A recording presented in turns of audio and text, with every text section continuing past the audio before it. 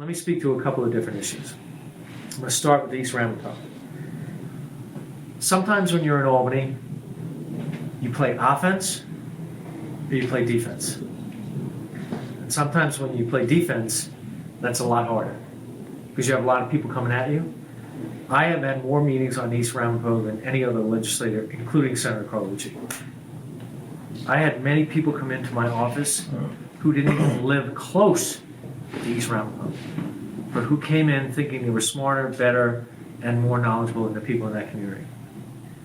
We have been vigilant, and as all of you know, we did not pass legislation that passed in the Assembly. And I will tell you flat out, one of the concerns that I think the State Assembly has some significant problems internally. And the bill that passed in the Assembly was by a vote of 80 to 60.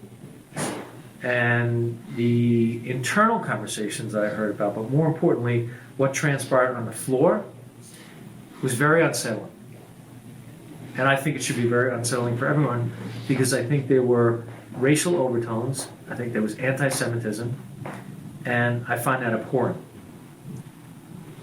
And that's just one of the reasons why we didn't pass the legislation in the State Senate.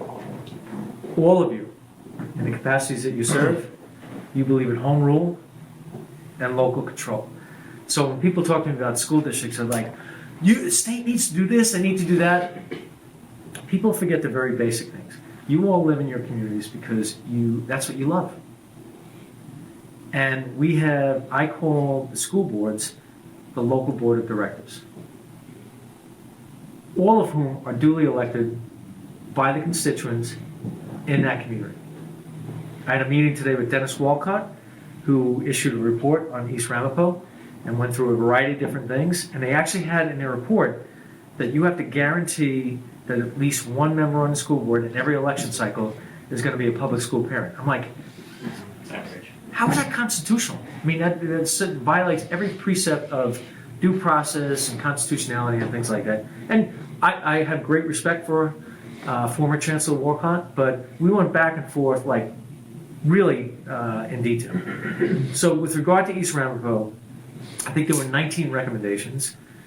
And really what they want to do is overtake that school district. And we're not doing that. There are a number of different things within the purview and authority of the State Education Department and the Controller's Office. Chancellor Walcott said to me, well, there's misappropriation of funds or diversion of funds. I said, okay, so that's why we have state ed. That's why we have the Controller's Office. Public or non-public, they have the authority right now to go in and say, if something is not being done properly, it can be fixed. We don't need any new legislation on that. Now, Senator Carlucci has just introduced another bill that I am supremely confident will not pass in the New York State Senate. And Rabbi Lefkowitz and I spoke about this earlier today. In my opinion, it's basically a fool's errand.